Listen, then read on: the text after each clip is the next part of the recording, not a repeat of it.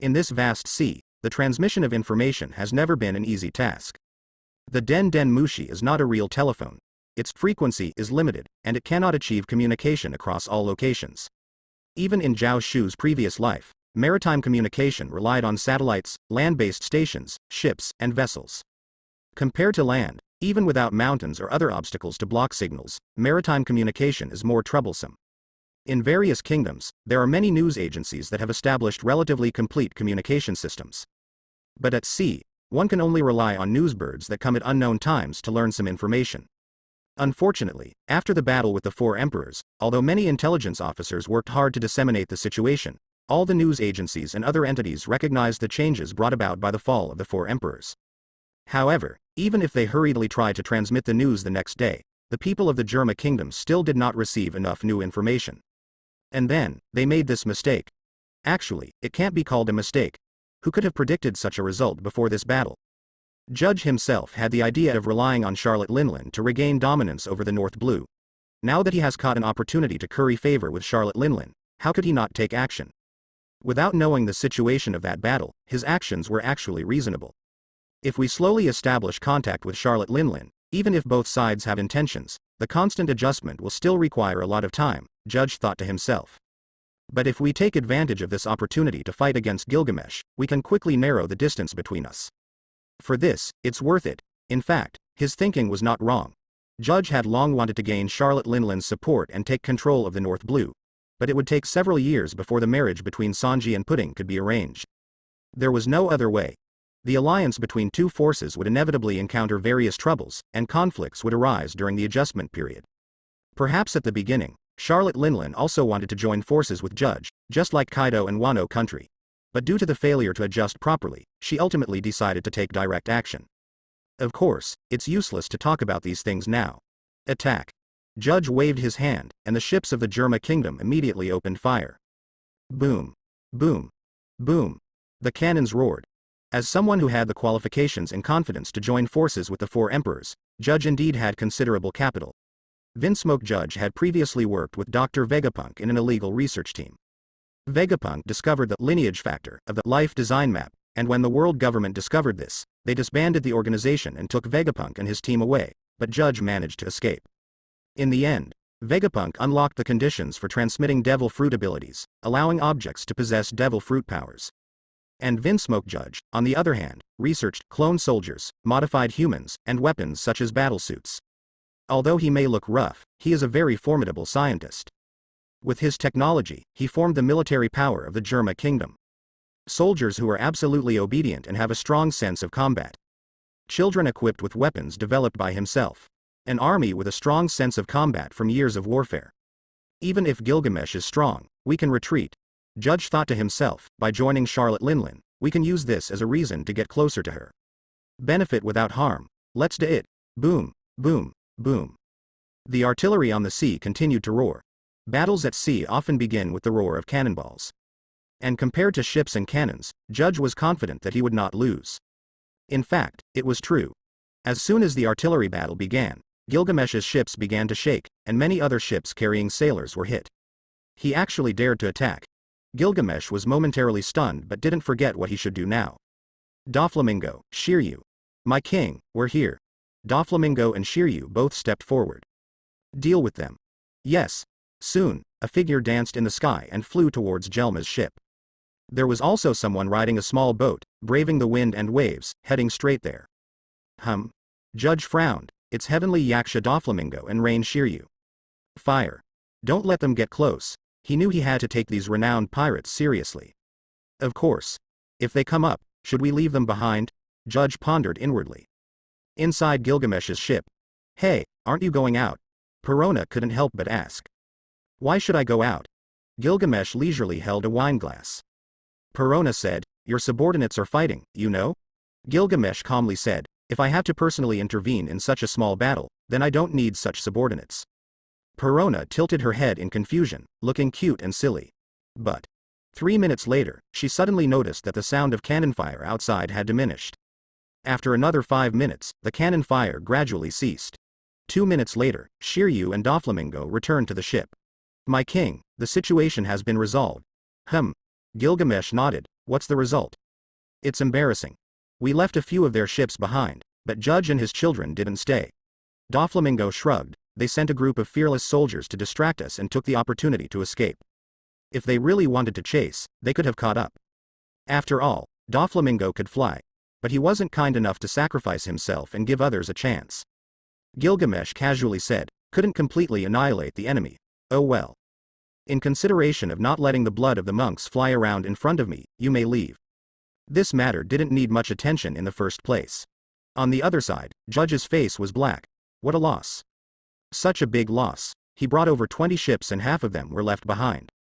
If he hadn't made a quick decision, sacrificing many ships and soldiers as cannon fodder, and quickly escaped himself, everyone would have been left behind. The lower-level combat power of Germa was not a problem. But the higher-level combat power, Shiryu and the others, could easily defeat them. Especially now that Reiju and the others hadn't grown up yet, their strength was much weaker than in the future, making it even more difficult to withstand the attacks of Doflamingo and the others. And yet, Gilgamesh himself hadn't even made a move. They truly are renowned powerhouses of the sea, with formidable strength. Judge sighed, looking at his children who were somewhat disheveled, and encouraged them, don't worry, they won't be arrogant for long. Soon, we will form an alliance with Charlotte Linlin, and even face Gilgamesh himself. We will be the ones laughing in the end. Judge clenched his fist, his eyes gleaming. His children nodded in unison. One day later. Judge stared blankly at the news in his hand, his face expressionless. How is this possible? 4 emperors, Charlotte Linlin, defeated and surrendered to Gilgamesh. When the news spread throughout the world, everyone couldn't help but fall into a strange silence. Another 4 emperors has been defeated. At the same time, another 4 emperors has surrendered. Those who are a bit older even feel like they can't understand this world anymore. Can 4 emperors also surrender? 4 emperors is a title that only those who rule the seas can have. At the same time, it is also a title that signifies invincibility. Unless they are facing other 4 emperors or skilled marines, how could they be defeated? But they were defeated, not just one, but defeated along with their subordinates. Sengoku's expression became serious as he called for numerous vice-admirals and admirals, holding meetings at the naval headquarters for several days. And when the meeting began, his first words were, the seas are about to become turbulent again. Sengoku is not weak, he is experienced, with various honors that can fill several walls. He wouldn't say something boring like, how could the 4 emperors be defeated? Like some ordinary people. Can't the 4 emperors be defeated? There was another pirate who was once honored as a 4 emperors, but a few years ago, he was taken down by red-haired Shanks, and red-haired Shanks became the new 4 emperors. 4 emperors can be defeated too. Not to mention Kaido, who has been seeking excitement at the naval headquarters and has been captured and executed more than once. Although he hasn't been executed by the law, being defeated and captured is still a defeat. But this is the first time the 4 emperors have been defeated and surrendered. At the same time, and it happened twice in a row. Sengoku took a deep breath. Do you know what I'm reminded of? Garp, who was rarely not joking around, had a hint of seriousness in his eyes as he said, Roger? Yes. Sengoku nodded. After Roger's death, Whitebeard, Charlotte Linlin, and Kaido successively rose to power, continuously taking down several pirate powerhouses, solidifying their positions. Which means, his mouth twitched, not finishing his sentence. But everyone present understood what he wanted to say. The era of the great pirates. The seas were in constant turmoil, with various pirate powerhouses setting sail and acting recklessly, as if cultivating a field of competition. This turmoil has not completely dissipated even now. And now, a new round of competition for the Pirate King has begun. Especially with Zaraki Kenpachi and Gilgamesh respectively taking down Kaido and Charlotte Linlin, becoming the new Pirate Kings. On one hand, they will face challenges from pirates who want to become Pirate King, and on the other hand, the old Pirate Kings, like Whitebeard, will also face challenges from pirates.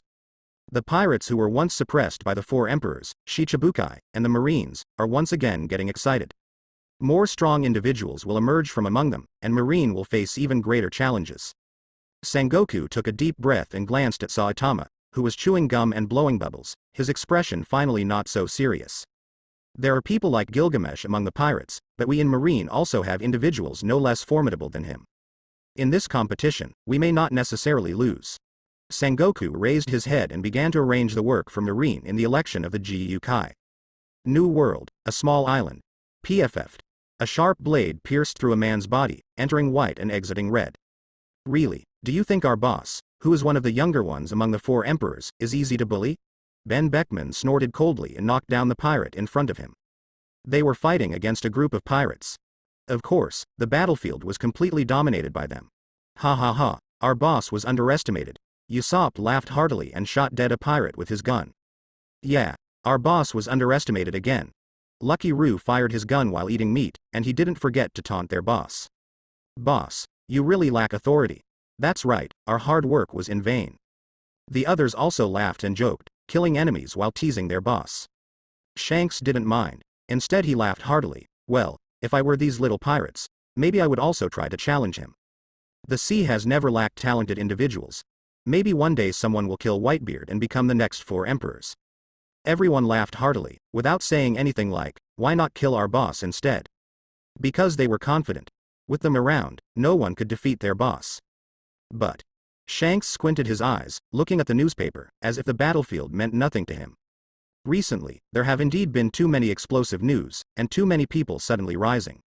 In fact, Whitebeard was similar to Shanks, with similar challenges from pirates. Of course, they were easily crushed by them. Just like Shanks' subordinates, the captains under Whitebeard also never believed that anyone could defeat their boss as long as they were there. And in reality, although there were many powerful pirates in the New World, the reason why they were called the Four Emperors was because they were truly strong. Even though two of the four emperors had been defeated and their reputation had plummeted, the pirates racked their brains but couldn't bring any trouble to Whitebeard and Shanks. The impact of the news brought by Zhao Shu would gradually fade away under their invincible records. However, this impact might not be insignificant for others. Judge's face was completely pale. He repeatedly flipped through the newspaper, even going to several islands in a row to confirm the news. Then, he raised his head in front of his children, his face also looking somewhat unpleasant, and said in a voice that wanted to cry. It seems like we provoked the wrong person again. Judge's face was terrifyingly ugly. Reiju's face wasn't good either, but people like Ichiji and Niji were laughing heartily. This is a huge mistake. Ha ha ha. Father wanted to please Charlotte Linlin, but Big Mom ended up submitting to them. Haha. Luckily Gilgamesh didn't personally take action, otherwise we would already be dead beyond death, right? Judge's face was ugly, and yet these sons of his could still laugh. They really could. They were all modified individuals, devoid of the emotion of fear. But Reiju and Judge were not like that. Judge was a scientist and a warrior, and although Reiju had also been modified, her emotions were not altered. They were well aware of the consequences of offending the Emperor of the Sea in this vast ocean. Gilgamesh didn't even make a move himself, it was just two subordinates who repelled them. What does this represent? Previously, having Charlotte Linlin as a psychological reliance wasn't something he cared too much about. But now. Don't forget, Charlotte Linlin is just one of Gilgamesh's subordinates. Judge was well aware that he hadn't established a relationship with Charlotte Linlin yet, and although he had thoughts, it would take time for those thoughts to become reality. Father, what should we do? Reiju asked with a heavy expression. Although Germa was a kingdom, there were many kingdoms that had been taken down by the four emperors. And most importantly, Germa's income mainly came from employment, which required interaction with various countries. They had to deal with the sea. Unless Judge wanted Germa to be destroyed, he had to solve this problem. Judge's face was ugly, and he took several deep breaths. He pondered for a long time, and finally gritted his teeth and said, Gilgamesh can already be said to have replaced Charlotte Linlin as one of the four emperors. In that case, let's go seek refuge with another one of the four emperors, Zaraki Kenpachi. Another one of the four emperors. Reiju frowned and asked, Father, who should we seek refuge with? Kaido was just taken down, and although Whitebeard and Shanks were known as pirates, they actually acted very mildly. As mercenaries, they might have shed more blood than those two pirates. It would be difficult to get along with them if they sought refuge. And don't forget, Judge also wanted to use the power of the four emperors to conquer the North Blue. Would they lend their power to him? They definitely wouldn't. Let's seek refuge with Zaraki Kenpachi. Judge had obviously considered this issue as well and said without hesitation, that guy who took down Kaido, he shouldn't be weaker than Gilgamesh, right? And he also has the country of Wano below him. It wouldn't be strange for Germa to seek refuge with him, and it wouldn't anger the world government like seeking refuge with Charlotte Linlin. Zaraki Kenpachi. He should be able to defeat Gilgamesh, right? They could only rely on his power now. Judge's gaze was intense, and he thought to himself. Of course, Zhao Shu had no idea about Judge's scheming, and even if he did, he wouldn't care. Unless he obtained another research-type template like Orochimaru or Urahara Kazuki, his abilities would be of little use to Zhao Shu. Why play with technology when problems can be solved with simple methods? He casually sat on the ship, calmly returning to Dressrosa, preparing to accept the inheritance of the Big Mom pirates. According to the current news, Charlotte Linlin had not considered betrayal at all. She returned to Wano with some members dispatched by Gilgamesh, packed various treasures, and was preparing to transport them to Dressrosa. It seemed like she had truly surrendered. Doflamingo temporarily lost contact with the world government. Although Khalifa, who was recognized by Gilgamesh as the black market manager, tried to contact Doflamingo several times, she was rejected by him. For now, he didn't plan to show himself. Showing himself would truly get him killed. And on the other hand, the Holy Land, Mariajoy. 5 elderly men with white hair sat in a room, their eyes burning with concern. Charlotte Linlin has been taken care of again. She should have submitted. According to CP's intelligence, she is quite obedient, and her sickness of gluttony hasn't acted up much. It seems like she has truly submitted. Gilgamesh is indeed strong. We already knew that he was strong.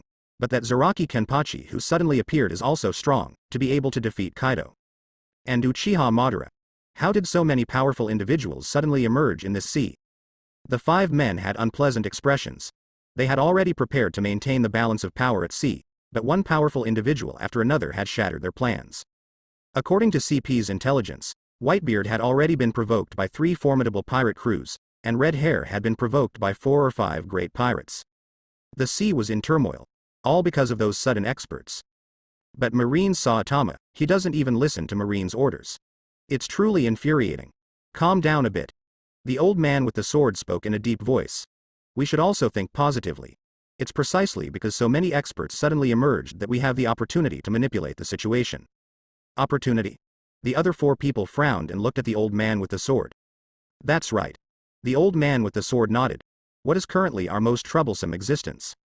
The 4 people exchanged glances and said in unison, Uchiha Madara. Pirates are just a minor ailment. The Revolutionary Army is the world government's primary enemy. That's right, it's Uchiha Madara. The old man with the sword nodded, then revealed a smile. Imagine if we use some means to make Uchiha Madara and others fight each other, then. Uchiha Madara is indeed powerful, but if he can be weakened along with others, that would be even better. Marine and the world government can slowly make their move and reap the benefits. But who should be sent to confront Uchiha Madara? Everyone looked at each other, unsure. The curly-haired old man hesitated and said, Gilgamesh? No. The old man with the sword shook his head. Based on the intelligence, Zaraki Kenpachi would be more useful. Send a warship to contact Wano country. Let's go find Zaraki Kenpachi. Honestly speaking, Zaraki Kenpachi is indeed a very good candidate. He has a simple and rough temperament. Although Wano Kuni is closed off from the world, even a tiny bit of information is enough for the experienced world government to see through him.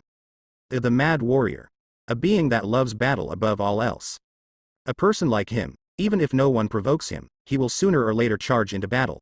Moreover, the world government can rely on their relationship with Wano Kuni to coerce and manipulate him. And this time, the 5 elders were lucky. They finally didn't send Saitama, who would expose himself again, but instead dispatched a series of world government officials and a marine vice admiral. It's not easy. When Zhao Shu learned of this news, he finally nodded. It's been a long time since I've seen a scene where I don't need to act and deceive myself. And he continued to stay in Dressrosa, waiting for the return of Charlotte Linlin and the others. There's no need to be too anxious. The environment in Wanakuna's 13 districts is extremely harsh, and the surrounding seas are extremely strange. That's why they have the conditions for long-term isolation. Even the world government can't easily enter for the time being, especially when Wano Kuni doesn't know that they are coming.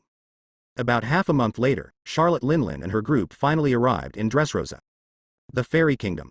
Charlotte Linlin squinted her eyes, her thick lips showing a hint of inexplicable excitement. Katakuri stood by her side, his expression calm and solemn. During this time, he had stopped many people who wanted to persuade Charlotte Linlin to betray Gilgamesh. The reasons don't need to be explained. No one likes having an additional king above them. But Katakuri ruthlessly executed these people, and occasionally, those who truly saw Charlotte Linlin didn't see the next day's sun. It's as if Charlotte Linlin has truly submitted. Katakuri, how is Pudding doing? Charlotte Linlin spoke up, her voice melodious. Same as before, Katakuri calmly replied. Gilgamesh hasn't made any moves, and Pudding hasn't found an opportunity. Katakuri understood what Charlotte Linlin wanted to say. The Charlotte family has a habit of forming alliances with their subordinates and vassals.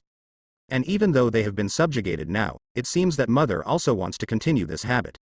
An alliance with Gilgamesh. HMPH, pudding.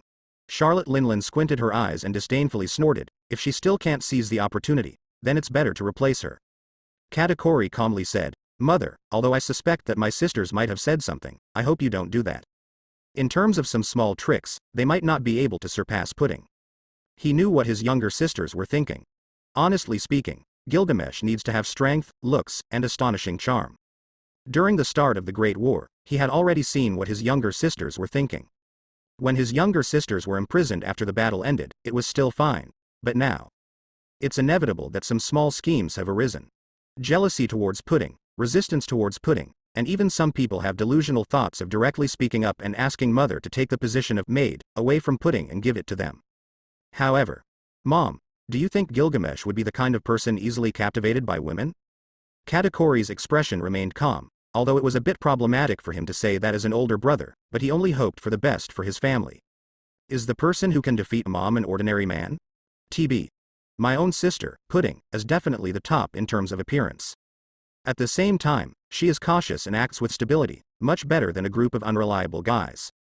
They are still used to being princesses, their thinking hasn't shifted yet. Katakuri thought to himself. We are just subjects now. Subjects are different from kings.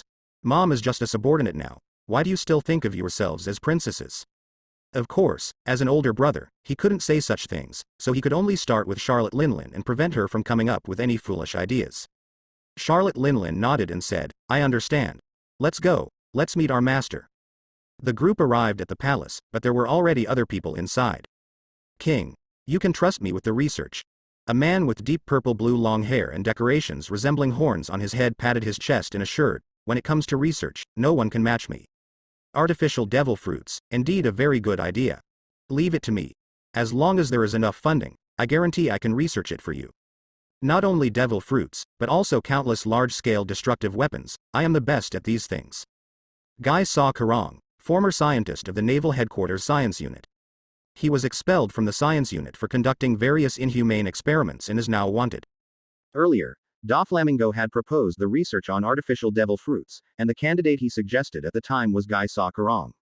And now, with Doflamingo and the world government causing trouble, they naturally couldn't delay any longer. Now, Guy Saw Karong has arrived. Guy Saw? Are you under his control too?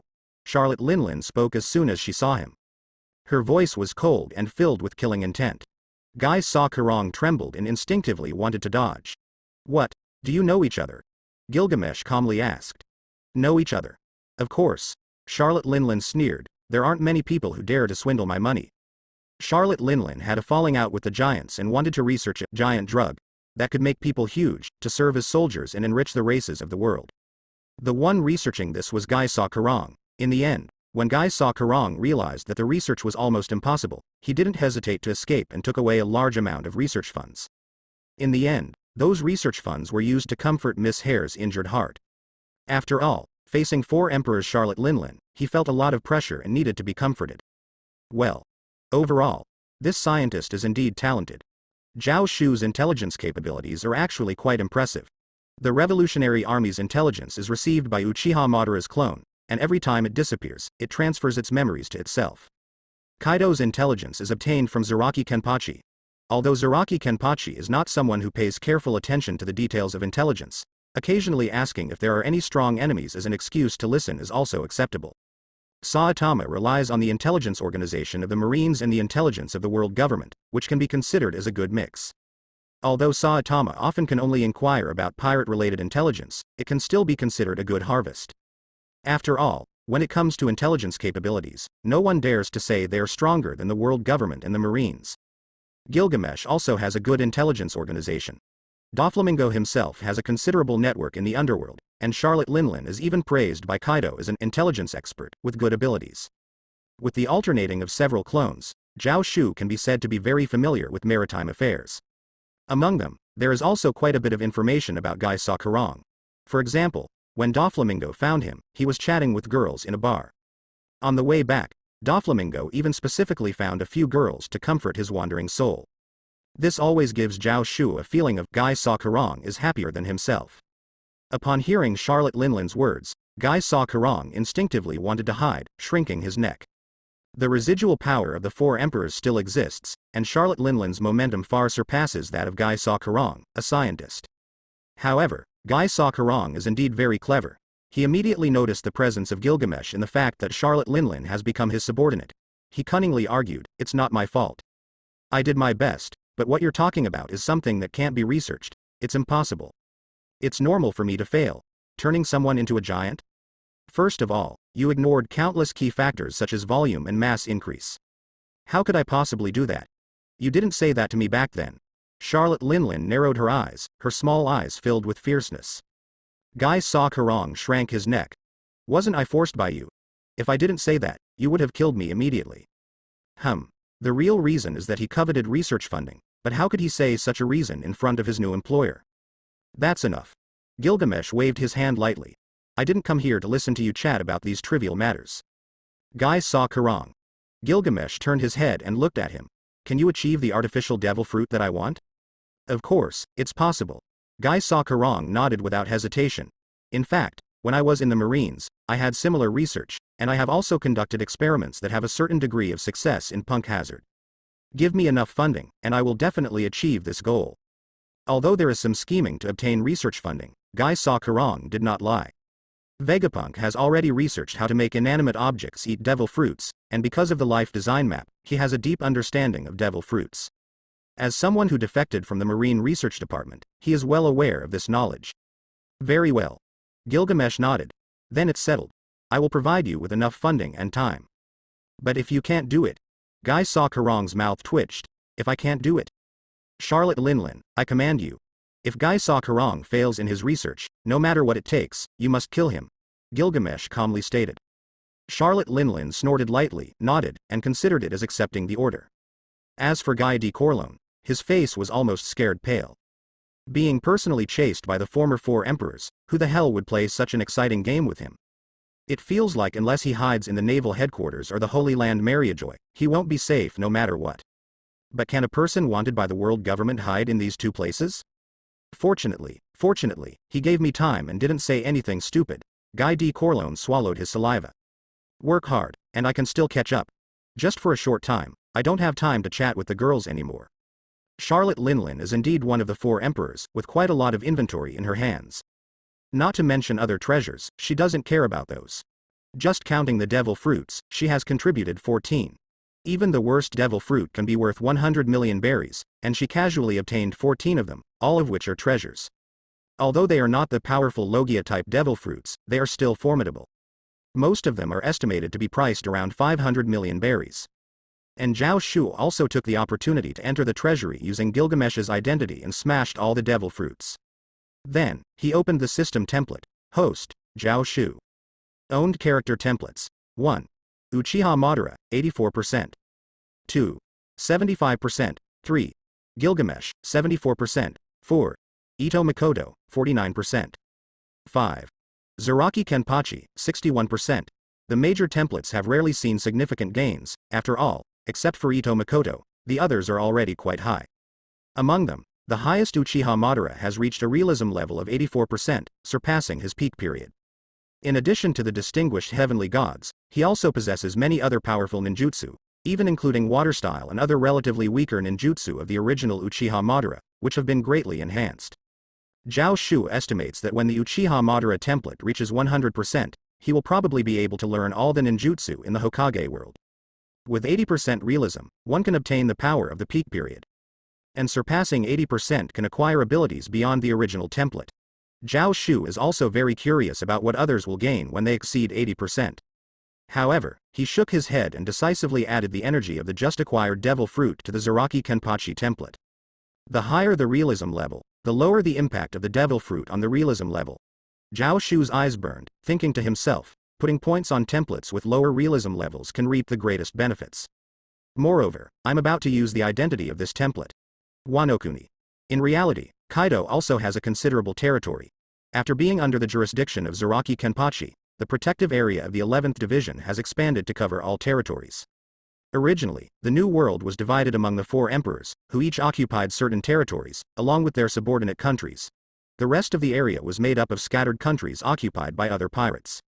Among them, the territories under the four emperors accounted for more than 80%. In other words, the nominal territory of the 11th Division now constitutes 1/5 of the New World. Wano Kuni used to be relatively important to the 11th Division, but after Kaido's surrender, its significance diminished significantly. Fortunately, there are many samurais from Wano Kuni in the 11th Division, giving them considerable influence. However, everyone knows that the one who truly decides things is that man. How boring. Zaraki Kenpachi sighed and turned his head. Hey, that guy named Jin, how about we have a little fight? I let you cut me first, how about that? Ember of the Inferno. Kaido and the others behind him twitched their mouths, not knowing what to say. In fact, Zaraki Kenpachi has said this kind of thing more than once. He said it to Jack the Drought before, and that idiot Jack actually believed him. After Zaraki Kenpachi cut him with his sword times, the subsequent battle almost ended with Zaraki Kenpachi being killed. This monster is not someone you can take advantage of by cutting him once or twice. But it's a bit strange. Kaido squinted his eyes and thought to himself, I always felt that Kenpachi was weaker than before for a while, but recently that feeling has disappeared, and he even feels stronger. Is it just my imagination? Zaraki Kenpachi glanced at Kaido's expression and shook his head inwardly. It's not your imagination. Because the previous Zaraki Kenpachi was a clone. A clone is naturally weaker than the original. And now, with Zhao Shu's return as the original, his strength has naturally increased after enhancing the realism with the power of the devil fruit he obtained. At the same time, with his return, he also gained control over the devil fruits stored by the beast's pirates. The clone is Uchiha Madara's wood-style clone, which Uchiha himself praised as the only one who saw through it as an enemy. Even Uchiha Madara, who saw through it, relied on his eye power. In the pirate world, unless there is some special fruit, it is almost impossible to see through Ida. Of course, even if it is not seen through, the clone's combat power is inferior to the original, unless there is overwhelming strength, otherwise it can only be used for reconnaissance, confusing the enemy's vision, and so on. However, the problem is that Zhao Shu has overwhelming strength. Saitama's physical abilities, Uchiha Madara's ninjutsu, Zaraki Kenpachi's ryotsu, Gilgamesh's noble phantasms. Even though the clone is weaker than the original in terms of abilities, at this moment of constantly increasing realism, it is already on par with the top experts in the pirate world. Unless he engages in a full-scale battle with the four emperors, the chances of exposure are slim. However, even so, does Kaido still have some suspicions based on his intuition? Zhao Shu squinted his eyes and inwardly sighed, the four emperors are indeed the four emperors. But even if he vaguely feels that something is off, he still doesn't make a move. To prove that I can still continue to conceal it. In any case, as my strength increases, his intuition should also become less effective. And are there any enemies in the pirate world stronger than the four emperors? Zhao Shu remained calm and composed. The integration of Wano Kuni is still ongoing. Although Kazuki Hiyori has regained her identity and continues to rule Wano Kuni with the bloodline of the Kazuki family, her female identity is indeed troublesome. Fortunately, many remaining pirates from the Beast's pirates have joined the 11 supernovas, suppressing some unruly individuals and deterring many dissatisfied citizens. However, even so, Kazuki Hiyori has not been able to completely control all the rights of Wano Kuni. Gender issues, age issues, and various problems left behind by Kurozumi Orochi are troubling her. What troubles her the most is food. Kurozumi Orochi has taken control of all the excellent food in Wano Kuni, leaving ordinary citizens unable to consume these foods and only able to eat food contaminated by factory wastewater. Now that Kazuki Hiyori is in power, it is natural that she cannot act like Kurozumi Orochi. However, there is only so much land available for growing crops, and the production cannot be increased in the short term. Kurozumi Orochi also did not store too much food, and faced with the mouths of the hungry people in the country, even the sun is worried. Fortunately, representatives from the world government have arrived. World government. Kazuki Hiyori squinted her eyes, looking at the massive ship. This is a ship that Wano Kuni is currently unable to build. I heard that this time the representatives from the world government have come to discuss the issue of Wano Kuni joining the world government, said Sake Tenmaru in a low voice. Sake Tenmaru, how do you know? Asked Hikari Mitsuyo with curiosity. Sake Tenmaru's face turned red as he turned his head away. Can he say that he learned about it from some members of the former Kaido pirates, who are now part of the 11 supernovas? The Kaido pirates and Wano Kuni have a deep grudge.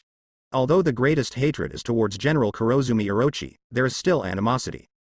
Seeing Sake Tenmaru's expression, Kazuki Hiyori immediately understood what was going on. There is no way. Wano Kuni has been closed off from the outside world for many years. Although the decision to open the country has been made, it is not so simple to establish contact with the outside world. General, be careful. Sake Tenmaru's face was red, but he still whispered, we have been isolated from the outside world for years. They might bring some traps. Okay. Kazuki Hiyori nodded, a hint of pressure flashing in her eyes. The entire country rests on her shoulders, and this burden is too heavy for a young girl. However, she instinctively turned her head and saw a familiar figure. Fortunately, she is not without help, and Zaraki Kenpachi, looking at the world government delegation, was also taken aback. To think it's still a familiar guy. The leader of the delegation that has arrived this time is none other than Spandam. Spandam, the head of the secret special agency CP9, directly under the world government. He is also the one who, over a decade ago, obtained the Golden Den Den Mushi authorization to initiate the buster call from the former Marine Admiral Sengoku, and destroyed Robin's hometown, Ohara. At the same time, he was also the one who initially issued a bounty on Robin. To think they sent him, what is the world government thinking? Zhao Shu thought to himself, but he was also helpless. This time, the world government has come up with a rare good move. They did not reveal Saitama's true identity and instead presented him as the commander. There is no way Zhao Shu's intelligence network could penetrate CP9. Of course, it seems that Spandam is no longer a member of CP9 now, and it is unknown whether he has been promoted or demoted. In any case, his official identity is that of a government official. As soon as he got off the ship, he revealed a flattering smile. This is the Queen of Wano-kuni. Oh, you should be addressed as General Kazuki Hiyori, right?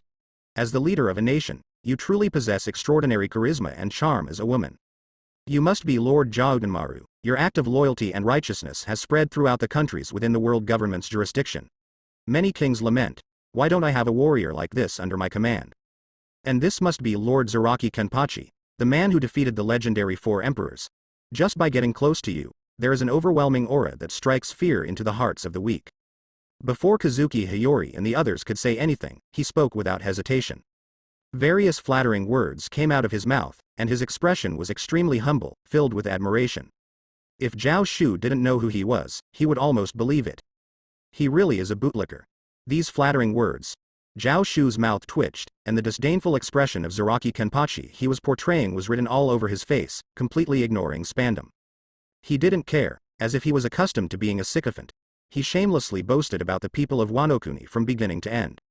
Even Kaido's subordinates were shamelessly praised by him.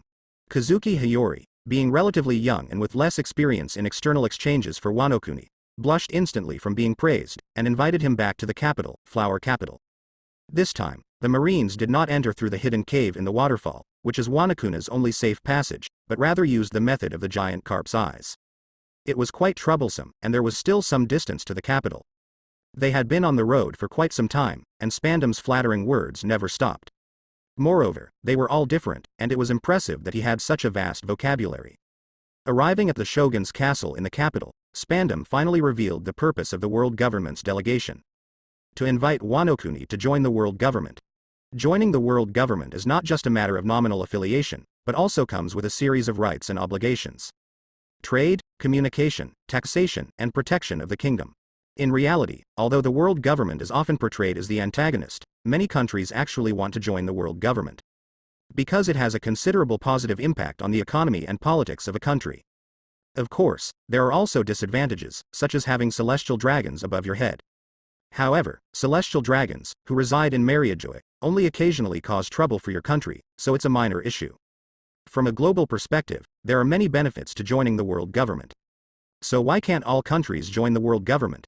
The reason is simple. Joining the world government requires paying a celestial tribute. The celestial tribute is ostensibly money given to the celestial dragons, but apart from their own expenses, it is also distributed to the Marines as military funding. That's why the Marines are so passive and have to obey the commands of the celestial dragons, and even the admirals have to act for the sake of the celestial dragons. The amount of celestial tribute is actually quite large. For example, countries like Alabasta, which have a poor economy, often have to allocate 30% of their national fiscal revenue as celestial tribute. Even Alabasta, with its vast territory and large land area, still.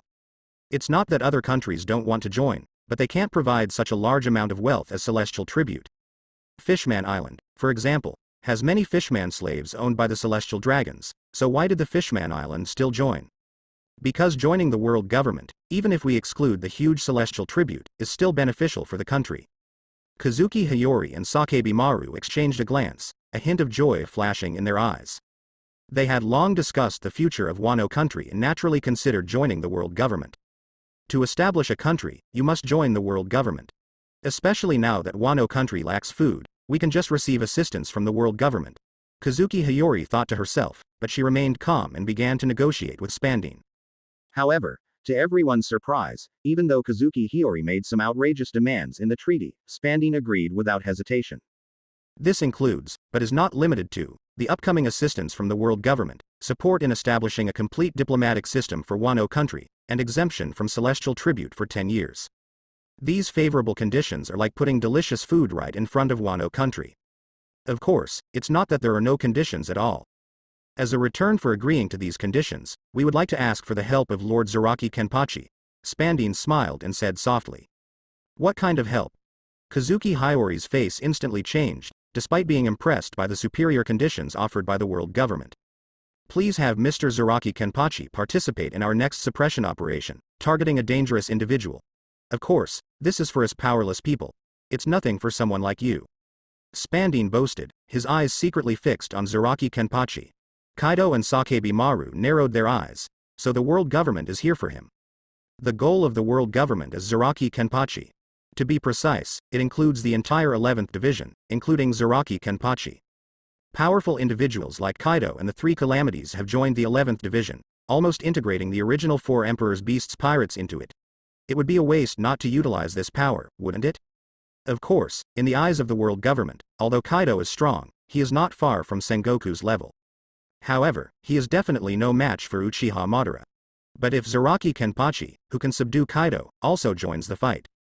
Supporting Wano country's food, supporting Wano country's officials, helping Wano country join the world government, exempting them from the 10-year heavenly gold? Isn't it just a matter of money? In front of the world government, which almost controls the entire world, what is money? They can print their own berries. What is money worth? If it can be used to kill Uchiha Madara, the world government would not hesitate to choose this solution. However, before Zaraki Kenpachi could answer, Kazuki Hiyori suddenly stood up and asked, who do you want Zaraki Kenpachi to deal with?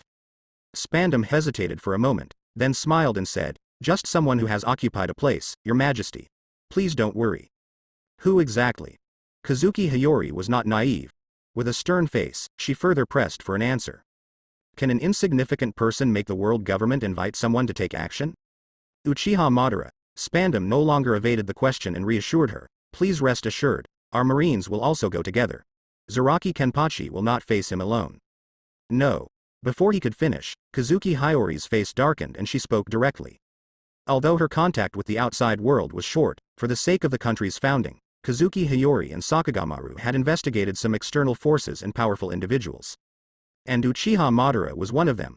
The various ideals of the Revolutionary Army had little to do with Kazuki Hiyori, who had just become a general. But even she knew about this man's legend. He is strong.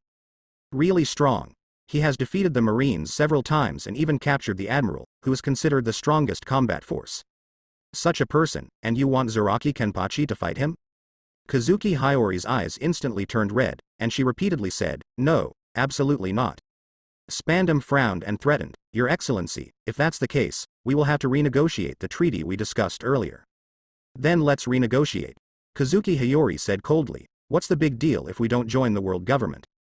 Although joining the world government is beneficial to the country, but what can we do if we don't join?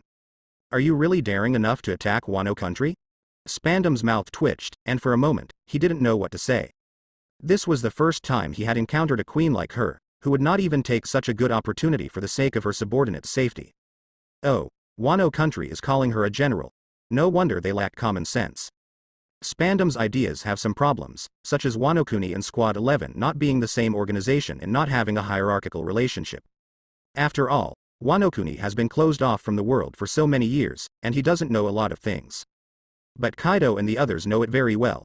They looked at Zaraki Kenpachi, waiting for his answer. The only one who can command Zaraki Kenpachi is himself. Hey, what do you want me to fight Uchiha Madara for? Zaraki Kenpachi suddenly spoke, his voice hoarse, with a hint of restlessness. Please, our world government can offer additional rewards for this. Spandam hesitated for a moment, then said without hesitation. Zaraki Kenpachi didn't care and simply nodded, sure. Really? Spandam showed a surprised expression. Kenpachi. Kazuki Hiyori frowned, showing a worried look. On the other hand, Kaido and the others exchanged glances, without any doubts about this result. Zaraki Kenpachi is a person who pursues battles. As long as he can fight, he will go even without money. Buddha, unexpectedly. Zaraki Kenpachi's tone changed and he asked, "Are you planning to go and fight that Uchiha Madara with me?" Of course.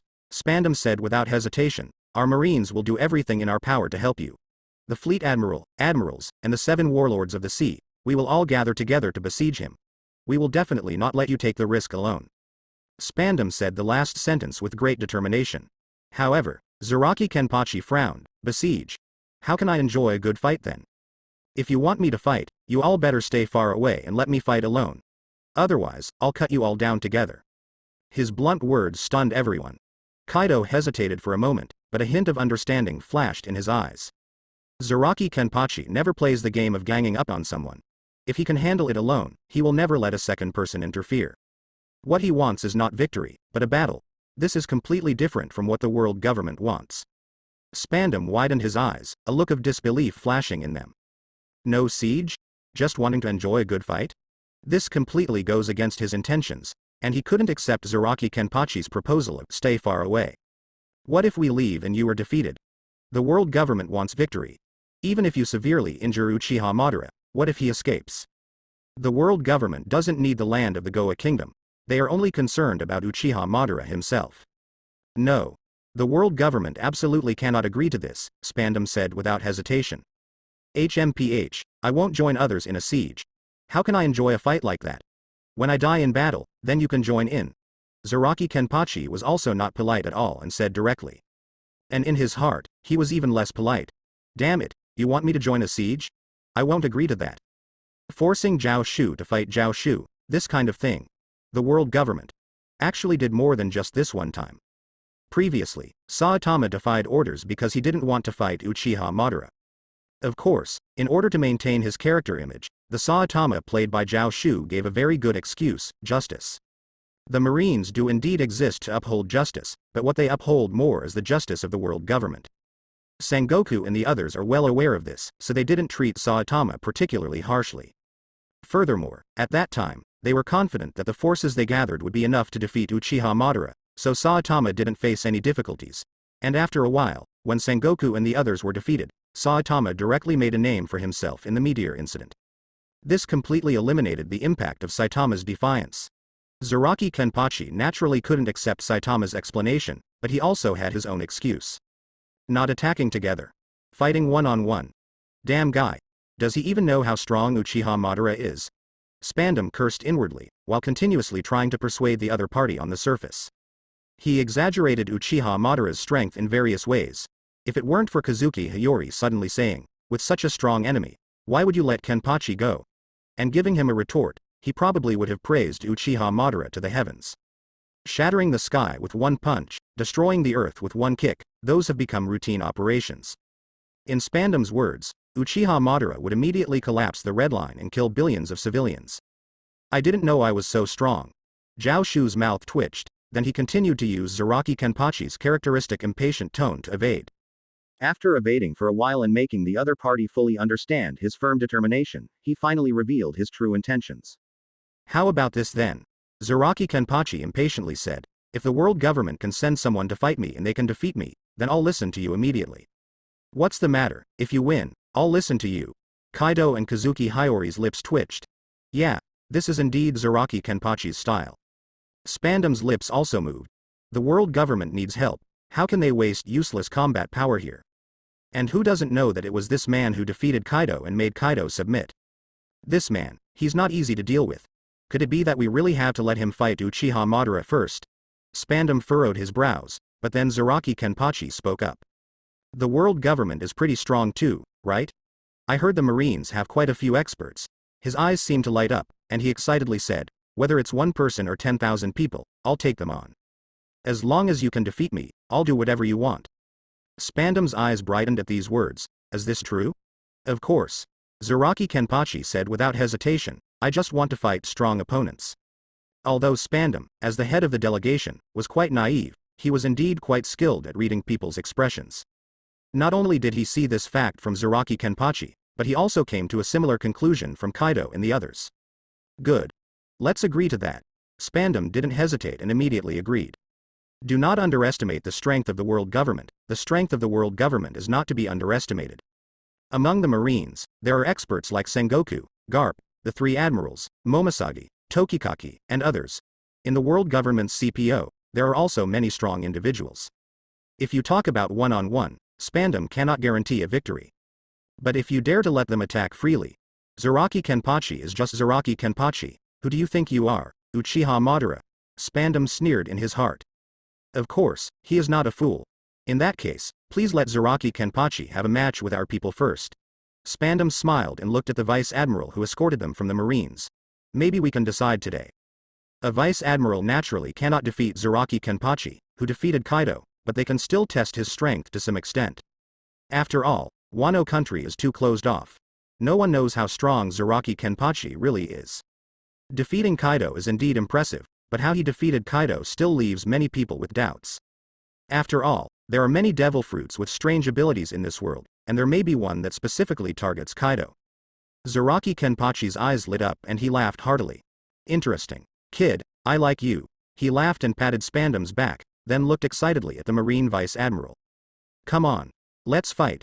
Being able to escort the world government delegation to Wano country and face the pirate crews of the four emperors, the Vice Admiral is naturally not weak. Kizaru. Although his strength is not on par with the admirals, he is definitely one of the top existences among the Vice Admirals. Alright. Kizaru said in a deep voice. Let's pick a place where no one is around. He also understood Spandam's intention. He is testing. If he finds that the opponent's strength is too strong, of course, he will immediately break the agreement. After all, the treaty has not been signed yet, and neither side has put their names down, so what does it matter? Moreover, even if the treaty is signed, it can still be violated. Between nations, so-called treaties are just pieces of paper, right? It's just a matter of whether the cost is high or not, whether it's worth it or not. If there is someone who can defeat Kizaru with just one move, I will immediately break the agreement. Spandam thought to himself. That kind of power is definitely at the level of the four emperors. If I can't find a weakness, I can't agree to these conditions. But if it's not someone who can defeat the Vice Admiral with just one move, or if there is a weakness in their abilities, this agreement can be signed today, and the five elders will have to give me credit when I go back. However, Spandam does not know that the person in front of him always seals himself in fights, only seeking to enjoy the fight. Zaraki Kenpachi's explosive action is his consistent style. So, after just about 10 minutes, he casually found an empty space next to the flower capital and immediately drew his sword, engaging in a battle with the Ghost Spider Vice Admiral. The Ghost Spider Vice Admiral is indeed one of the top existences among Vice Admirals. Although not as strong as an admiral, within the Kaido pirates, apart from Kaido himself and the three calamities, it is estimated that no one dares to claim victory over him. He, like Zaraki Kenpachi, also uses a sword. The sixth form, controlling hair to form 6 spider-like arms. In addition to his own 2 arms, he suddenly appeared with a total of 10 arms, resembling a spider. Seeing this, Zaraki Kenpachi's smile gradually turned perverted, and he immediately swung his sword without any hesitation. The two of them fought fiercely, exchanging only a few moves before Zaraki Kenpachi was struck by the ghost spider's sword. As proof of strength, the ghost spider's blade indeed cut through Zaraki Kenpachi's body, leaving a wound. Kaido. As expected, the captain held back again. Jack the Drought. Just like when he fought me, the captain let him strike twice first. Pestilence Queen. He's bleeding again. Bleeding in every battle. The captain's habit is not good. This is how they see the situation, but in Spandam's eyes, it is a different scene. He was injured so easily by the ghost spider. It seems that this Zaraki Kenpachi is nothing special. He is good at political maneuvering but not skilled in combat. His evaluation of combat power is based on a few points: the duration of the battle and who gets injured first, who gets killed first. Although the battle hasn't reached its climax, just by observing, it seems the ghost spider seems to have the advantage? Spandam stroked his chin and glanced at Kaido. Kaido's strength is unquestionable, yet he submits. Does that mean this man called Zaraki Kenpachi used some kind of method? Slave fruit? Submission fruit? Dominion fruit? What luck, to obtain even this kind of fruit, and also gain a 4 Emperor's level subordinate. If I were to obtain this kind of fruit, I would definitely make the celestial dragons submit to me, and then enjoy various beautiful slave women in my harem. Spandam thought to himself, but the scene of the battle changed. Zaraki Kenpachi grew more excited as he fought, swinging his sword without care, even if it meant getting struck by the opponent. Under this frenzied assault, after about a dozen more rounds, the ghost spider finally faltered. Zaraki Kenpachi struck him in the abdomen with a sword, nearly cutting him in half. But in the end, he survived. Wano country and the Marines immediately sent medical personnel, and Zaraki Kenpachi did not have the habit of striking down someone who was on the verge of death. Spandam didn't mind either. He had sent the ghost spider out in the first place to test the waters. Now that the ghost spider managed to survive and it seems that there won't be any lasting effects after treatment, it's already quite good. After pondering for a moment, Spandam looked at Zaraki Kenpachi, covered in blood but nonchalantly carrying his sword back, and a smile appeared on his face. Then he continued discussing the next contract with the likes of Sakagari. Zaraki Kenpachi's strength is not weak, but of course, it is not very strong. It is estimated that he should be at the level of an admiral, possibly slightly stronger. After all, he defeated the ghost spider and still retains enough combat power despite being injured. But it's also just the level of the capital. With his level, he will eventually be defeated by the experts sent by the world government to besiege Uchiha Madara. In addition, as one of Kaido's subordinates, he has enough value for the world government to win him over. Naturally, the treaty he proposed can continue to be negotiated. Therefore, Spandam showed a gentle smile and discussed with Sakazuki and others, making concessions once again with enthusiasm. As for Kazuki Hiyori, she went to treat Zaraki Kenpachi. After friendly negotiations and sparring, Wano country joined the world government and formed a series of treaties. Then, Spandam boarded the ship and slowly left. This time, they can enter Wano country through the safe passage under the waterfall without taking risks like this time. Wano country will also be open to the outside world and receive assistance from the world government, especially in terms of food aid. The ghost spider vice admiral slowly opened his eyes, a hint of confusion flashed in his eyes, and then he realized where he was. The medical room of the warship. Marine warships are equipped with various personnel, and the warship Spandam obtained has done quite well in terms of medical staff. Spandam may be stingy in other matters, but he is always generous with medical staff. After all, it concerns his own life. And the ghost spider also took advantage of him and enjoyed advanced medical care. Oh, you're awake. Spandam happened to be nearby, watching the ghost spider regain consciousness. Why are you here too? The ghost spider narrowed his eyes and asked. He didn't think this person came specifically to see him. Sure enough, he immediately heard Spandam complaining, I have no choice. God knows how many pathogens there are in this primitive world of Wano. How can I feel at ease without a proper examination? Oh, right. Spandam paused for a moment and took out a report. Since you're awake, sign here. The ghost spider looked over. It was a report. The report basically explained the work of their group, of course. More than half of it was about how Spandam worked hard and how he was being difficult by the people of Wano. Although it didn't reach the level of 72 trials, it was not far off.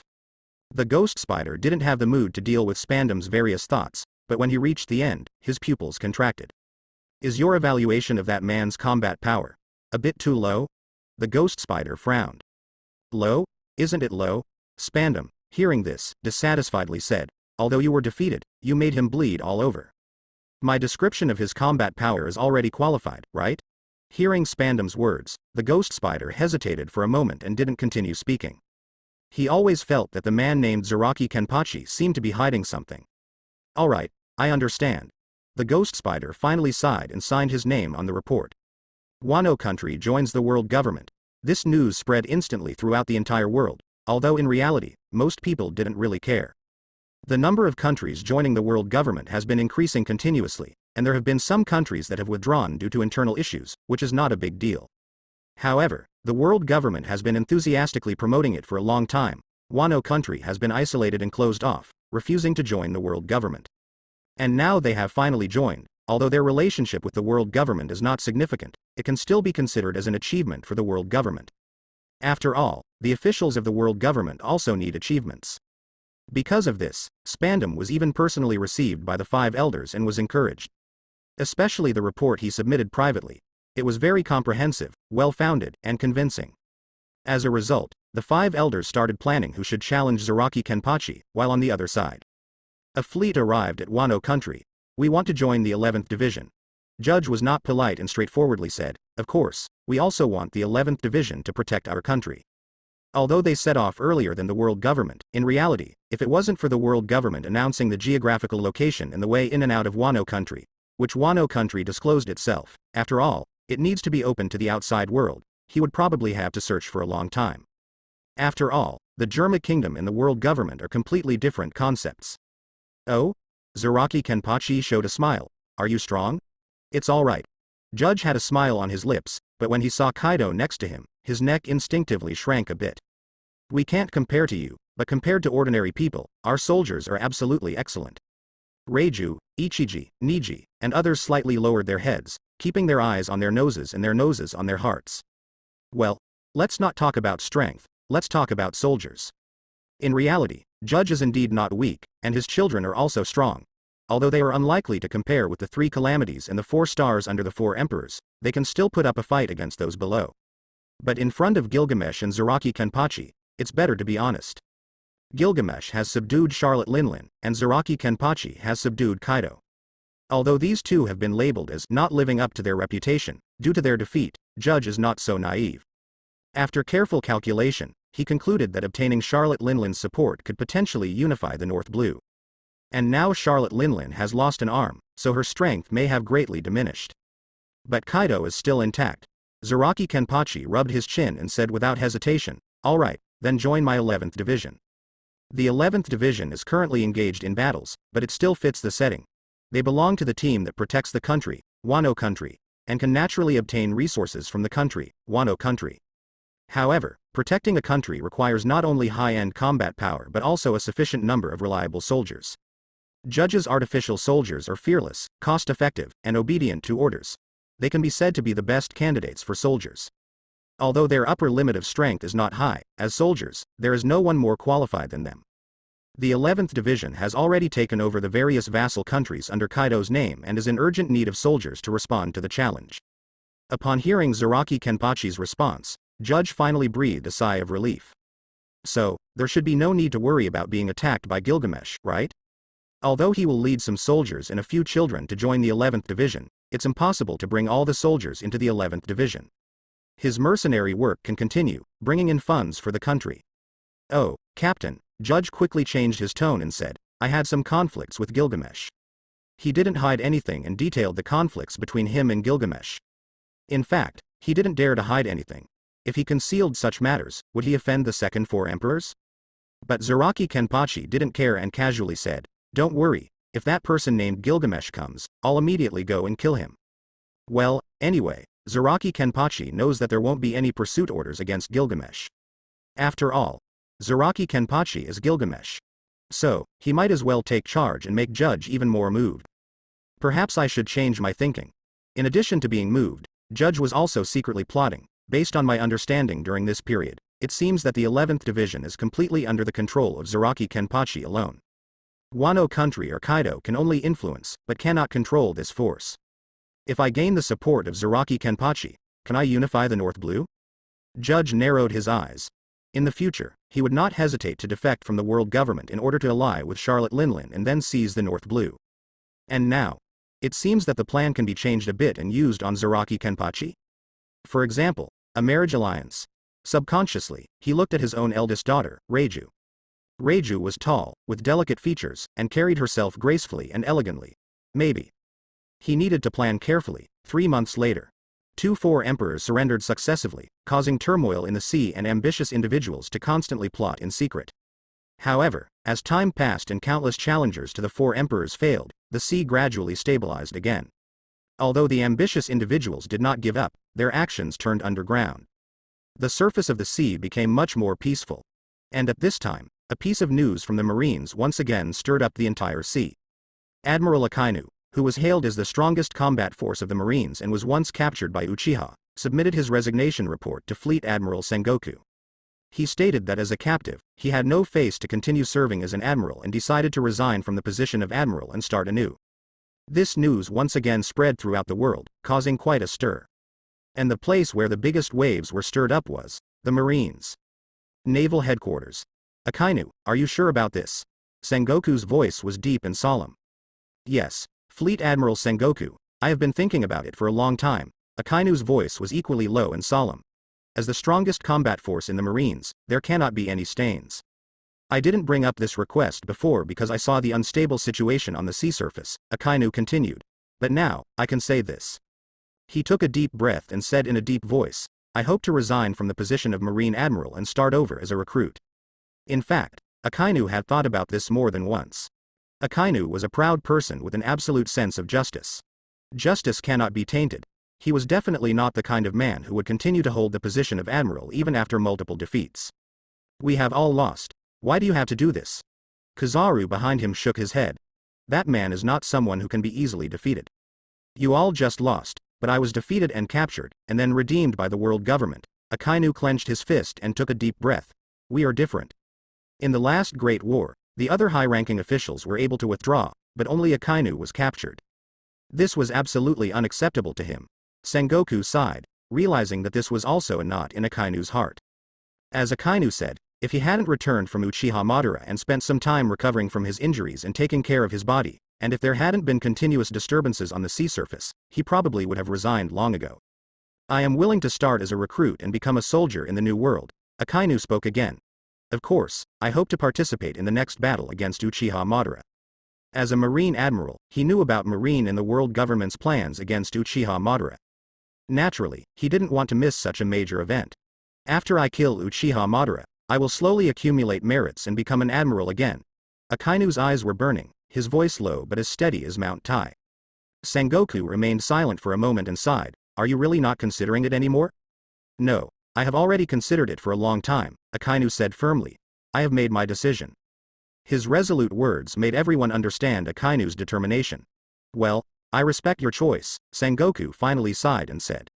After all, Akainu had not left the Marines, he was still serving Marine. So, let's respect his choice. Thank you, Fleet Admiral, Akainu nodded slightly. There was a hint of unfamiliarity in his words. Sengoku sighed again, not asking him to change us since he wanted to be a recruit, he shouldn't always rely on his previous position and achievements. This was a good thing for Akainu. Of course, Sengoku also knew that although Akainu said he wanted to be a recruit, with his position and achievements, no one would make him suffer, and even his superiors might treat him as their superior. Considering his strength, even if he started as an ordinary Marine, he could quickly rise again. After a long silence, Sengoku spoke again, Sakazuki, since you are resigning as Admiral, then. Have you considered who will succeed you? Although the appointment of Admiral is made by the world government and the Fleet Admiral, as the former Admiral, Akainu also had the qualifications to nominate someone. But Akainu looked at Sengoku and said, are you suggesting that I nominate Saitama? Saitama, the rising star of the Marines. He was powerful, righteous, and even the older generation like Garp and Zephyr praised him. He also has enough honor to have participated in more than one battle. World Destroyer Burndi World was killed by his fist. Akainu could tell right away that Sengoku was trying to do himself a favor, but I don't like his personality. Akainu pointed out nonchalantly, no matter what the reason, an order is an order. Those who disobey orders don't deserve to be in the military. He's a tough guy, but he doesn't like Saitama's soft nature at all. Really? Sengoku sighed, but after you resign, who else can take your place? Momoshage, they are much weaker than Saitama. Akainu was silent for a moment. Among Marines' rising stars, Momoshage and Tokikaki were already considered the strongest. It does not seem to be suitable for the position of Admiral. Akainu glanced at Kizaru, and finally nodded, okay, I'll recommend Saitama. Kizaru's smiley face. Why are you looking at me when you can just nod? The news of Akainu's resignation spread throughout Marine. Many people heard about it and felt sorry for him. In fact, Akainu's prestige is still good, compared to the lazy Aokiji and Kizaru, he is the most serious work, the most progressive one. Although there are some negative effects, such as being strict and so on. But on the whole, many hawkish Marines long for this admiral and adore him. However, since Akainu had decided to resign, and Sengoku had agreed to start the process, there was no way for the people to say anything. Soon, everyone began to wonder who would take over Akainu's position as admiral. And some of the well-informed people were aware of Akainu's recommendation. Congratulations, Saitama Vice Admiral, Toshigi said with excitement, I hear you're about to be promoted. HMPH, it's not completely decided yet. Hina grunted softly, but the old defiance was gone from her eyes. Saitama didn't seem to be taking part in any major operations this time, but he had been constantly cleaning up pirates. The pirate with a bounty of $100 million, Ketch. Catch the billion-dollar pirates at catch. 4 emperors, with a bounty of billions of dollars. Well, I haven't come across this one yet. However, no matter what kind of pirates they are, or even if they are pirates or not, if Saitama encounters them, he rushes right over to them and arrests them. His expression may seem silly and soft, like a cotton ball. But when it comes to justice, there's no compromise. For this reason, Sengoku has even dealt with some of the trouble he has caused on several occasions, such as a report from a high-ranking official in the world government. But nothing was ever compromised by this man who doesn't even look like a soldier. Admiral. It doesn't matter if you get promoted or not. Saitama is unconcerned and casually said, anyway, they are all catching pirates. Heroes have the difference between upper and lower ranks is not too. Besides, I haven't been promoted yet, so there might be some problems. No way, it must be Saitama Vice Admiral Yu. Toshigi smiled sweetly. Hina returned a blank stare. Who else can be the admiral now but you? However, Saitama was right, something was really wrong. The world government has come up with another candidate. Naval headquarters. What are you thinking? Sengoku's face darkened, and he rarely cursed. We are Marines. Marines. You actually want to veto a vice admiral who has fought for the Marines and nominate someone we've never heard of? 5 elders. What are you thinking? Sengoku's proposal was for Saitama to succeed Akainu's position. After contemplating, Akainu nodded. After all, besides Saitama, there were only 2 other potential candidates left in the Marines. Momosagi and Chaden. Although they had been in the Marines longer than Saitama, their strength and achievements were far inferior to Saitama, who had been continuously fighting. But now, the 5 elders actually vetoed Sengoku's proposal and put forward an alternative candidate named? Are you kidding me? I haven't even heard of those people you mentioned. Sengoku, we are not discussing this with you. A cold and resolute voice came from the Den Den Mushi. Our decision naturally has its reasons. This is our order, and you just need to obey. Isn't it because Saitama doesn't listen to anyone else? Sengoku bluntly pointed out the root of the 5 elders' command.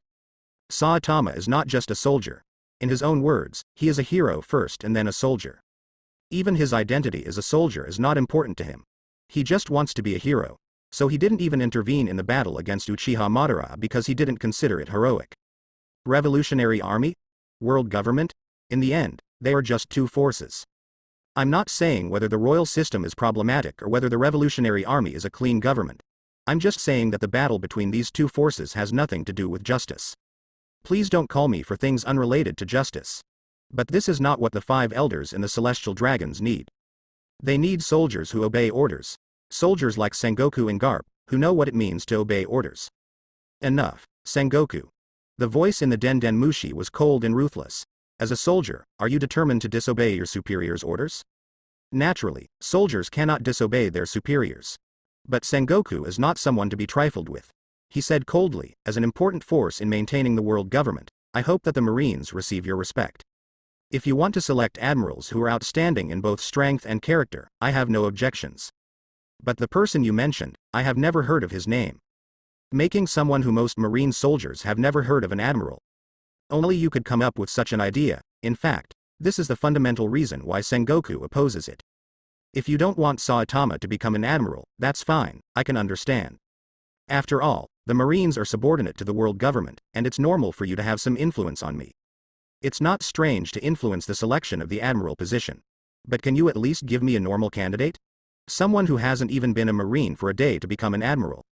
Forget about me, will the people below accept it? The voice of the phone bug fell silent for a moment, and finally said, I understand, in a while, I will give you an explanation. After speaking, he hung up directly. Sengoku snorted and threw the phone bug aside. Ha ha ha, Sengoku, don't always look so gloomy. Garp laughed heartily, then handed over a bag of senbei. Here, have a senbei to calm down. Why do you care so much about the world government playing these tricks? Sengoku sat down angrily and took a bite of the senbei, as if biting an enemy. In fact, he also knew that the world government had done many things that they couldn't agree with, and there was nothing they could do about it. Not to mention the atrocities of the celestial dragons, which were enough to make many Marine soldiers resentful. But what can be done? In the end, it was still up to Sengoku to appease the Marines bit by bit. Because of the actions of the celestial dragons, sometimes Sengoku couldn't even speak of justice with such righteous words. I don't think it's a big deal not to become an admiral. If you become an admiral, there will be a lot of trouble. Maybe it's not the kind of life Saitama wants. Garp laughed and bit into the senbei. Like me. Why become a damn admiral? Isn't it good to be a vice admiral? Sengoku glanced at him and didn't say anything. In fact, Garp did have the qualifications to say such things. It was him who, 38 years ago, single-handedly stopped the unstoppable attack of the Rock's pirates in the Valley of the Gods, and together with Roger, destroyed the entire pirate crew. Thus, he was hailed as a marine hero. However, the reason he joined forces with the pirates was to protect the celestial dragons and the slaves. Because of some things at that time, his heart was extremely repulsed by being an admiral. Whenever the celestial dragons were injured, it was always the admiral who had to intervene. So he remained as a vice admiral, not because Marine didn't promote him, but because he didn't want to be promoted. This time is different. Sengoku said coldly, Saitama's achievements, strength, and character all qualify him to be an admiral. And now, we can't find another candidate in Marine. Momoshage and Tokikaki have enough qualifications and their strength is barely comparable, but why choose someone inferior when we can have the best? But Marine is ultimately a subordinate department of the world government, a military organization that needs to obey superiors. Sengoku finally sighed, let's see what the 5 elders will do in the end. About an hour later, Sengoku received another phone bug call from the 5 elders. As he listened to the answer on the phone, Sengoku's expression went from furrowed brows to gradually relaxed. 3 days later, Saitama looked at Zephyr, who was running towards him with a smile on his face, and then looked at the propaganda leaflet that Zephyr had just handed him. To make up for the loss of the highest combat power at naval headquarters, it has been decided to recruit strong individuals to join the Marines, with the highest rank being admiral. Saitama frowned as he looked at the words on the leaflet. Zephyr laughed heartily and said, don't worry, I've already put your name in, you should thank me and Sengoku for going through so much trouble to let you participate. That expression seemed as if the position of the heavens was already waiting for Saitama. On the other hand, Saitama still had a strange expression and thought to himself. Isn't this just conscription? The world conscription was originally a remedial measure taken by the world government to make up for the loss of the highest combat power, Aokiji, and the promotion of Akainu to fleet admiral, which left 2 vacant admiral positions at the naval headquarters.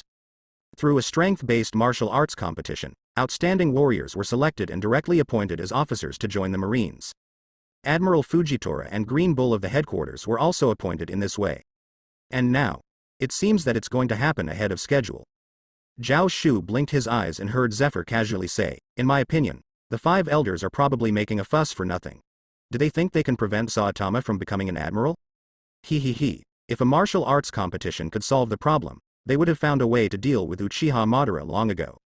Zephyr is full of confidence in Saitama and not worried at all. In fact, there is really no need to worry. Saitama tilted his head and said, a martial arts competition. Well, there are probably some experts in martial arts and swordsmanship, Zephyr casually said, you must not be careless. Careless. Saitama blinked his eyes, does that mean they are very strong? Yes, they are very strong, Zephyr nodded, if they were weak, the 5 elders wouldn't bother with a martial arts competition and would have ordered us directly.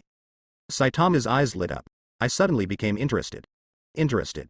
Speaking of which, Saitama, you seem to have said that you are not interested in anything because you are too strong, Zephyr laughed. Even after defeating so many pirates, is it still the same? Yes, nothing has changed, Saitama nodded, then added in his heart. Especially now that the realism is getting higher. The news of the world conscription quickly spread throughout the world. With the power of the world government, it is not difficult to spread the news, and it has also attracted the attention of many people. The world government is the legitimate power of the world, although it is highly corrupt internally, its appearance is quite glamorous. Especially this time, the world government's large-scale conscription, directly appointing high-level positions to experts, has attracted the attention of many people. Those are Marine admirals. No need to accumulate merits, no need to hunt down pirates, no need to work hard for superiors, you can directly reach the top. As long as you are strong enough. Of course, this matter cannot be immediately convened, and it needs to wait for various regions to start selecting. Otherwise, there will be a flood of applications, even the Holy Land Mariajoy cannot bear it. Saitama is at least a vice admiral and a seed sent by the Marines, so he naturally has some privileges. That is, he can directly participate in the finals. Of course, it's not just him, there are also Momoshage and Tokikaki. Since it's a competition, why not add 2 more? If they perform well, even if they can't be promoted, they can legitimately give them some responsibilities and increase their salary, right? Well, that's what Fleet Admiral Sengoku thinks. Saitama naturally doesn't care. Whether there is a world conscription or not, the result is almost the same. On the other hand, Tashigi is a bit unhappy and says, Why should everyone compete together? Clearly, this should belong to our Vice Admiral Saitama. Hina looks at it optimistically and comforts her. Don't worry, he's so strong, there shouldn't be any problems. Toshigi pouted and thought for a while, then nodded. Yeah, Vice Admiral Saitama is so powerful, there's nothing he can't handle. Strength isn't everything, and Saitama stretched lazily, looked at the pirates he had just dealt with, and the fragments of pirate ships in the distance, and sighed. Sometimes, being too powerful can also be a burden. Oh? Toshigi asked curiously. You're already so powerful, is there anything that can still trouble you? Of course there is. Saitama casually replied. Even if my strength is strong, there are still some things that can't be solved no matter what. Like what? Toshigi asked curiously. For example. Saitama paused for a moment, his expression slightly unnatural. Hair. Hina. Toshigi. After 3 seconds. Both of them covered their mouths and shoulders, trembling uncontrollably. No, they can't laugh. Mocking their superior is a serious offense, and they might even be beaten to death by Saitama Vice Admiral. But they can't hold it in any longer.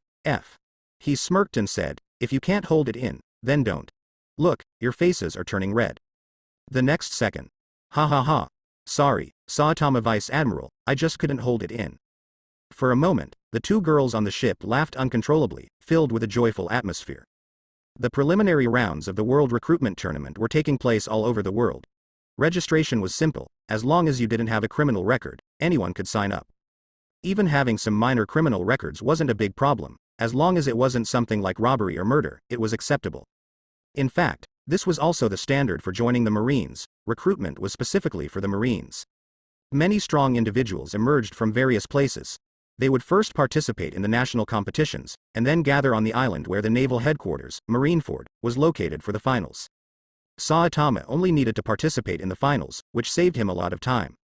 However, the Marines became busy because of this. Saitama and Momosagi, who were participating in the finals, originally had jobs in the Marines.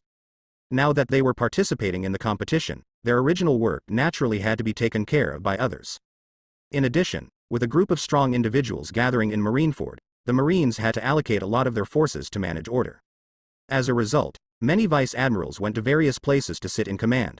Zephyr even went to the New World to subdue pirates and couldn't come to watch Saitama's competition. And now, the finals have finally begun. Powerful individuals from all over have gathered here. Momosagi, tall and elegant, had a sword hanging from her waist. She looked at the opponents gathering below, her big eyes slightly narrowed. It seems like there are quite a few strong people. Saitama Vice Admiral, what do you think? She said, turning her head to look at the person behind her. However, when she saw the person behind her, her expression became slightly strange. Saitama Vice Admiral. What's wrong? Saitama calmly asked. Your appearance. Momosagi hesitated for a moment and said, seems to be different from the image I knew before. Saitama remained silent for a moment and silently touched the wig on his head. Well, don't pay attention to these details. Saitama's wig was given to him by Toshigi, seemingly because he laughed too much at the time and felt a bit sorry for Saitama. So, a few days ago, Toshigi specifically went to Sabodi Archipelago and bought a wig made of the highest quality materials, designed by a professional stylist, and perfectly fitted to the scalp. Just this wig alone cost Toshigi, who has already become a rear admiral, 1 or 2 months' salary. It seems like she wanted to express that Saitama, as a rear admiral, can still solve his hair problem. Whether it can be solved or not, Zhao Shu knows that as long as he maintains a blank expression, it is enough. Momosagi blinked her beautiful big eyes and didn't say anything. Sure enough, Saitama, as a vice admiral, is quite peculiar.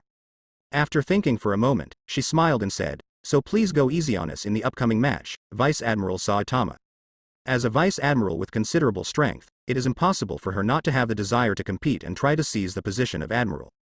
But after watching Saitama's record a few times, she wisely gave up on her little idea.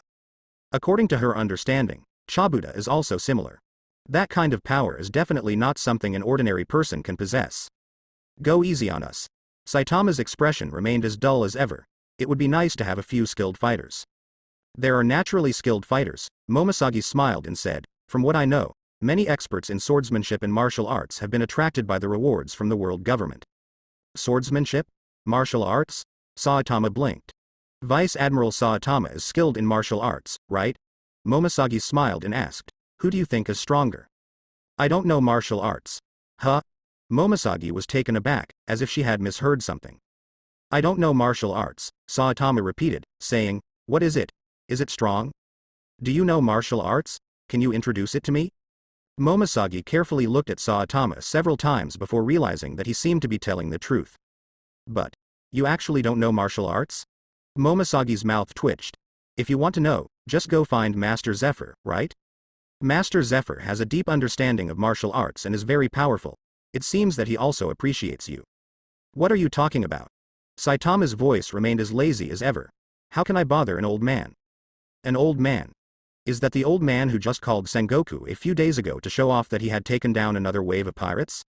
Momoshiki's mouth twitched slightly. It's okay. There are many martial arts experts in this tournament. You will probably meet them soon. The World Recruitment Martial Arts Tournament is actually more like a martial arts competition. After all, the selection is mainly based on strength. As long as there are no criminal records, everyone competes based on their strength. Even the decaying world government rarely does anything fancy in this matter. Although it is a recruitment, not a sports event. But as a pastime, the world government has sent some hosts and even sold audience tickets. It is said that some celestial dragons are eagerly coming to watch. So what's the difference between this and a sports event? Zhao Shu muttered in his heart. The host went on stage and enthusiastically introduced the strong participants. But Zhao Shu didn't even listen until, please welcome our Marine Vice Admiral, Saitama. Saitama walked up to the stage with a dead fish expression, and then listened to the host's enthusiastic question. Vice Admiral Saitama, it is our honor to witness your battle as you participate in this competition. Do you have anything you want to say to the strong ones below? Saitama glanced at the various experts gathered below, their muscular bodies and powerful fists, their narrowed eyes filled with killing intent, all staring at Saitama. It is said that some individuals from the world government have made promises to certain strong individuals among them. Defeat Saitama, and we will guarantee your promotion to Admiral. Saitama blinked his eyes and touched his head, or more accurately, the wig on his head. I hope when we fight later, you don't aim for my head. Silent opponents. Audience. Are you here to fight? Saitama's inner thoughts. Toshigi spent 1 or 2 months' salary to buy this wig, it would be a shame if it gets damaged. After a moment of silence, a chorus of boos erupted. Although this island, Marineford, is the location of the naval headquarters, the majority of the audience members are personnel from the world government. Naturally, upon hearing Saitama's words of, don't aim for my head, there were bound to be some reactions. On the other hand, Toshigi, who spent a considerable amount of money on a spectator ticket, clapped excitedly, her hands almost creating an afterimage. Saitama Vice Admiral, go for it. Next to her, Hina thought to herself. Should I keep my distance from this little fangirl? The match begins. As one of the participants, Saitama sat with Momoshiki and others in the participant seats, watching the match below. The two individuals below are not from the Marines, but rather experts recruited from all over the world. However, despite being experts, the difference in their strength is quite significant. Bang! With just 3 punches, the opponent had already fallen. The winner, Leopold, the host announced. Leopold yawned and said, what a hassle. Recruiting and all, it takes so long. Saying that, he ignored the host and walked directly towards the participant seats. Saitama was taken aback as he watched Leopold approach him. Momoshiki squinted her eyes, thinking, this man is very strong. The opponent definitely possesses the strength to have a bounty exceeding 1 billion, but in front of this man, he couldn't even last 3 moves. Does he have something to discuss with Saitama Vice Admiral? You must be Saitama, Leopold said in a carefree manner. Someone asked me to defeat you a while ago, so I could secure the position of Admiral. Saitama. Oh. Leopold. Although I have no grudges against you, I'm sorry, but I'm taking the position of Admiral. Saitama. Oh. His voice remained as calm as ever, as if it had never changed. Leopold didn't mind and yawned again before turning to leave. Before leaving, he casually asked, by the way, after I become Admiral, what kind of title should I have? Kizaru is called Borsellino, Kuzan is called Aokiji, Sakazuki is called Akainu. How about I call myself Green Bull?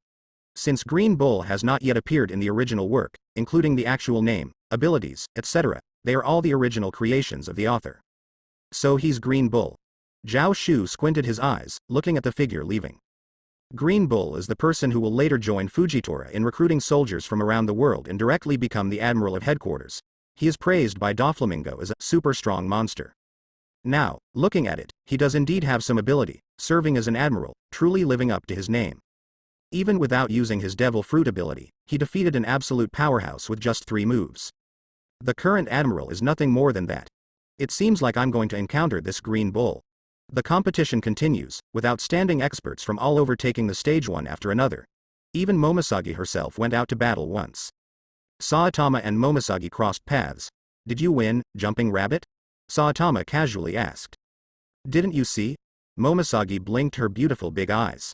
Well, I went to the bathroom, Saitama replied with a deadpan expression. You really are. Momoshiki's eye twitched. Now she understood why her friend Hina always complained about this vice admiral. But Saitama Vice Admiral, be careful of your next opponent. Momoshiki squinted her eyes, looking at the person who had already stepped onto the stage. Bounty hunter Gari, he once captured a pirate with a bounty of 300 million. Capturing pirates is completely different from killing pirates in terms of difficulty. To survive, one needs overwhelming strength. I watched his previous battle against another person. Momoshiki squinted her eyes. He's very strong, and his methods are ruthless. That opponent's arms and legs were all broken. Saitama seemed as if he hadn't heard, walking forward and looking at his own shoulder. It seems like I didn't wear this cape properly. Tashigi couldn't come with me to the participant's seat. If I had known, I would have asked her how to properly wear the marine cape. Are you even listening? Momoshiki behind him twitched her eye. Indeed, Hina's words make sense. This vice admiral is truly infuriating. Stepping onto the stage, the host enthusiastically hyped up the atmosphere. Next to appear is Marine's Vice Admiral, Saitama. Faced with Gari's fierce attacks, how will Vice Admiral Saitama respond? What kind of display will Gari's terrifying hell assassination technique have on the stage? Will this match be another crushing battle? It's clear that the host has also received certain instructions from the world government. Saitama's strength is genuine, and his achievements are clearly evident. But in the host's words, Saitama's strength is completely ignored, and they only praise Gari's strength to the extreme. As if it's only natural for Gari to defeat Saitama. Under the guidance of such a host, if Saitama really fails, the winner will easily surpass Saitama and rightfully become an admiral. Will Gari once again send his opponent to the hospital with absolute strength this time? The host enthusiastically hyped up the atmosphere. HMPH, I know how to teach those who lack awareness a lesson. Gari's face was cold. Listen, battle is not a sport, but a fight between warriors. Hey, are you even listening to me? Saitama's face was focused on tying his cape. Damn, why is this marine cape so difficult to tie? The button I just fastened doesn't seem right, it's uncomfortable to wear. Never mind, endure it for now, Saitama sighed and let go. I'm going to kill you.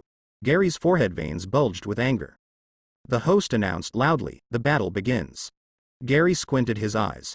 Regardless of what he thought in his heart, the opponent was at least Marine's Vice Admiral, and a formidable one at that. He couldn't be too weak. He's full of flaws. Gary squinted his eyes and looked at Saitama. What is this man thinking?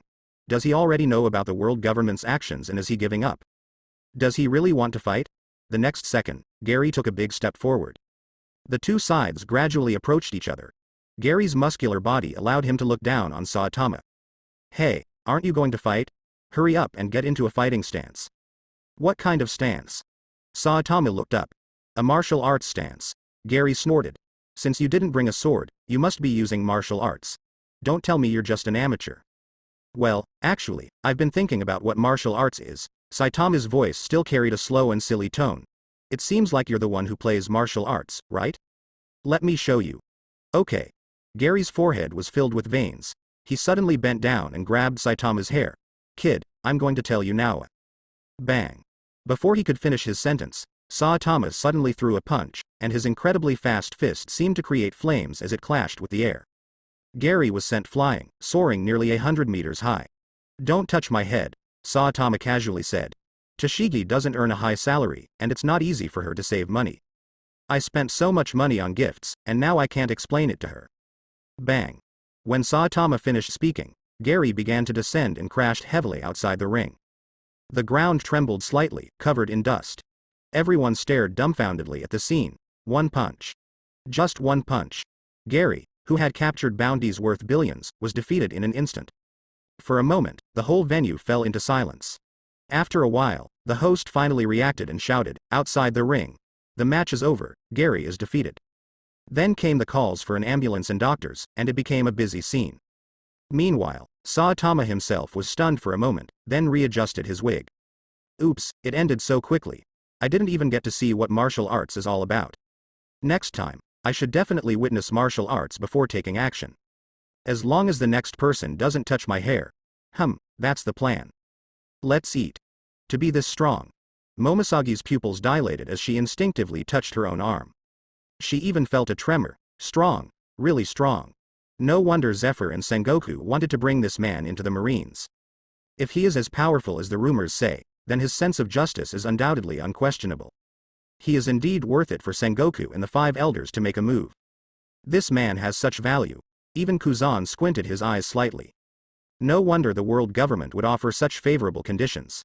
Because this man is strong. But this is troublesome. Kuzan sighed lightly. Really, can't they let me win easily? Toshigi squinted her eyes, her mouth forming an angle, her expression unchanged. Of course, Saitama had no idea how the others felt. He walked straight back to his seat and took off the wig. Wearing it all the time makes my scalp itchy. Saitama looked helpless. Did Toshigi buy a fake, or is wearing a wig naturally itchy for the scalp? This is an unsolvable problem. But fortunately, he doesn't need to wear the wig all the time. After this world draft ends. After it ends, Toshigi won't make me wear it during normal times, right? Saitama's mouth twitched as he sighed. It's fine for a match, but it's really troublesome to wear it normally. Meanwhile, in a room in the martial arts arena. He's really strong. A man squinted his eyes, his lips slightly pursed. How are we going to complete the mission entrusted by the 5 elders? Bounty Hunter Gary is already one of the strongest participants in the world draft. It is not an exaggeration to say that he has the strength of an ordinary vice admiral. He can be considered a hot favorite in the world draft. But he was still eliminated by Saitama with a single punch. The others are not reliable either. Among the people we have prepared, only Leopold, Taylor, Elsie, and others can compare to Bounty Hunter Gary. The rest are not a match for that bald guy. A middle-aged man's face looked grim. We must ensure his failure. We cannot afford any mistakes, another person interjected. For a while, the room fell, but after the silence, everyone nodded in agreement. Indeed, it's better to use some tricks. The world draft continued. The martial arts matches lasted a long time, but true masters would naturally not be eliminated. Intense battles continued to unfold on the arena, with martial arts, swordsmanship, and even devil fruit users all taking the stage. However, it didn't take long for Momosagi to furrow her brows slightly. The world government is up to something again. She noticed that, in general, strong fighters were mostly paired with weaker opponents. There were hardly any clashes between equals. But the problem is, for the sake of fairness, the opponents in this competition are all randomly selected.